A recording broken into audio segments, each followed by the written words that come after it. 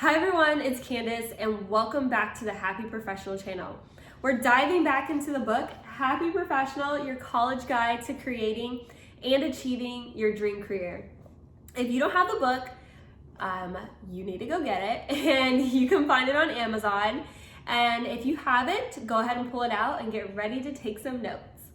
Now today we are still in chapter 1 and we're talking about how friendships take work. I don't know about you, but friendships take a lot of work.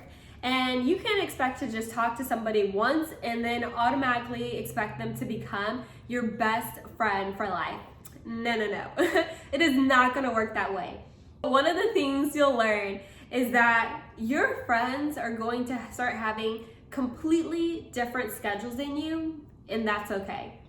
From high school to college, your friends will change their schedules. Not all of them will end up going to the same university. And then after college and as a recent graduate, you might have a friend who moves completely across the country to a whole new state, has a completely different lifestyle, and then definitely they're gonna have a different schedule than what you have if you're staying in your home city and you're really close to a lot of your friends that went to college and are still living there within that area.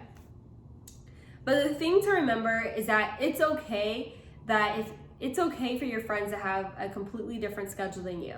And then not all of your friends will have spare time, and that's fine. I mentioned in my book and on page 15, you do not want your friends to have all the spare time in the world to give you.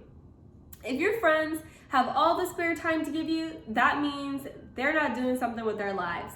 You want to make sure that your friends are driven, ambitious, goal-getters, and who are, trying to change the game, trying to change the world. So you want to make sure that your friends are driven and ambitious. Now, as you move down on page 15, I have a quote that says, there's an economic theory out there that the incomes of your 5 closest friends there's an economic theory out there. If you take the incomes of your 5 closest friends and average them, the resulting number will be pretty close to your own income. Let me read that one more time. There's an economic theory out there that says if you take the incomes of your 5 closest friends and average them, the resulting number will be pretty close to your own income. What that says is that your friends will influence your income. And you might think, well, that doesn't matter right now, Candace. I'm just in college and I'm just focusing on studying. Pay attention to your friends now, because it is a key indicator of how successful, or not completely how successful, but it is a key indicator of how well you will do in college. Because if you hang out with friends who want to party all the time, they don't show up to class, whether you believe it or not, those characteristics, that energy is going to rub off on you. So just pay attention. I'm not saying,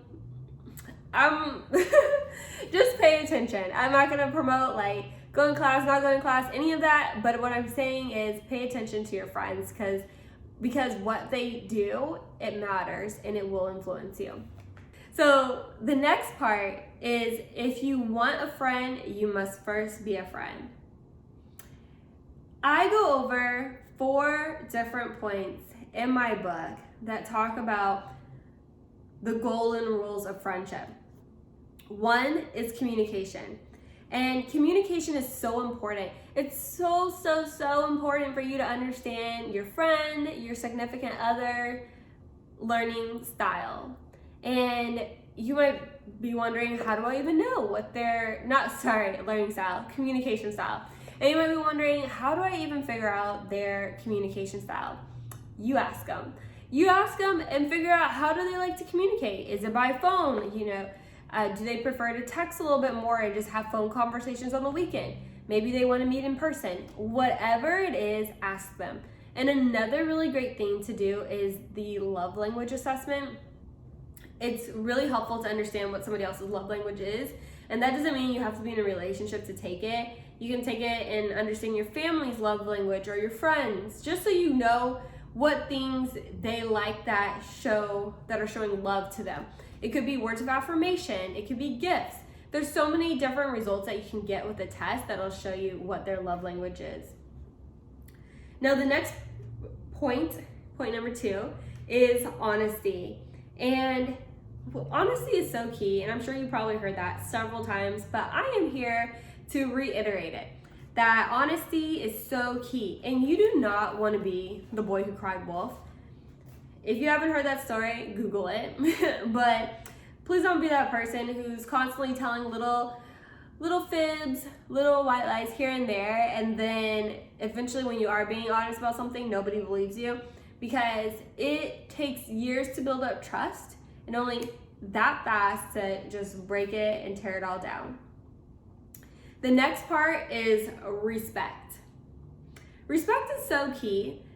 Respecting doesn't always mean that you have the same beliefs as somebody else, but it's understanding and coming to a mutual agreement that this person will have opposite ideas and beliefs than me, but still being understanding of them.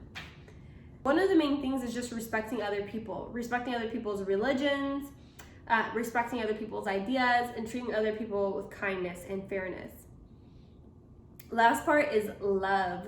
I have in here on page 19, God encourages us to love others just as he loved us. He tells us that love is patient, love is kind, it does not envy, it does not boast, it is not proud. Loving others doesn't mean you have to be physical with them. In the Bible, God calls us to love one another, love each other. And how you show love in that way is being patient. Don't be easy to anger. Be kind to others. You might think, oh, that person doesn't deserve for me to be kind, but God is telling you to still be kind to them, and it doesn't envy. Don't be envious of what other people have. God has something out there with your name on it, and you don't need to be envious of what anybody else has. It doesn't boast. Be humble. What you have is given to you by God, and you have to remember that he's the source of it all, and don't think I did all this hard work, this is how I got this. I didn't have help by nobody. But you have to remember that he gave it to you. And once you realize that, it helps you be more appreciative for what you have and not be boastful. Then the last part on chapter 20, it talks about that the right friends will make an effort to stay. I don't know about you, but I, in college, was very sad every time I lost a friend. And I wasn't losing friends left and right, but I did have friends walk out of my life or go out of my life, and it really made me sad. But one thing I realized, and I was happy when I learned it, is that the right friends will make an effort to stay. And that's so important. And once you realize, and I have it here on page 20, that the right friends will come into your life and make an effort to stay. And you'll realize who those friends are. And when that happens, you'll just be accepting to it. Don't worry. You don't have to worry about anybody who has left your life was not connected to your destiny. So don't be sad if that boy walked out, if your best friend left you, she didn't call you back. They weren't really your friends, and they weren't really meant, let me just take that back. They were not your friends to go into the next season of your life with you. That is the correct way to say that. And then later on page 20, I'm talking about do not be unequally yoked with unbelievers. When it says do not be unequally yoked with unbelievers, it is stating that do not be unequally yoked with other people who have a completely different mindset. So let me break that down a little bit more. Yoked. I'm going to attach a video of what that shows. But in my book, I'm going to read to you what I read in my book. I remember reading this verse during my quiet time with God and decided to Google a video of how an ox is yoked. If you watch a video of an ox being yoked, you will see how the ox is connected to the yoke, and that the straps are attached around the ox's neck. Can you imagine being connected to a friend or significant other that does not share the same belief, goals, or dreams as you? Can you just imagine that? And maybe you've been in that spot where maybe it's a family member, maybe it's your boyfriend. They have different beliefs and goals than you. And whether you're consciously aware that it's affecting you, it is impacting you. and it'll rub off on you. Even if you believe, I'm a stronger person, I'm gonna change my man. Honey, the only person who can change your man is God. And the only person who can change your friend is God too.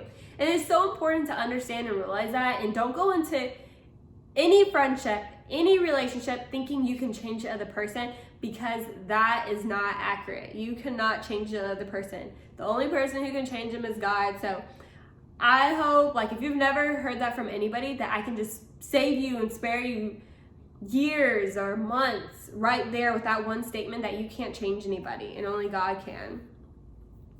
So just keep that in mind. The next thing is just to remember that you need friends that can pour into you, not just you pouring into them. Because when you pour into somebody, you're giving part of yourself away. And you need people who can pour back into you to help fill you back up. And you don't always want to just be giving yourself away in the sense of just supporting other people, encouraging, motivating. That's good, but you need someone who can also give that back to you. Ultimately, it's important to learn friends will come and go out of your life, and then sometimes you have to let certain people go to get to the next level in your life. Well, I hope you enjoyed it. That was the end of chapter 1. Don't forget to buy the book if you haven't gotten it already. It is on Amazon. And then if you liked what you saw, don't forget to subscribe, like, share with your best friend, share with your classmate who needs some encouragement over that it's okay to lose a friend, and you got them, you're there to support them. And I'll see you all next week. Bye.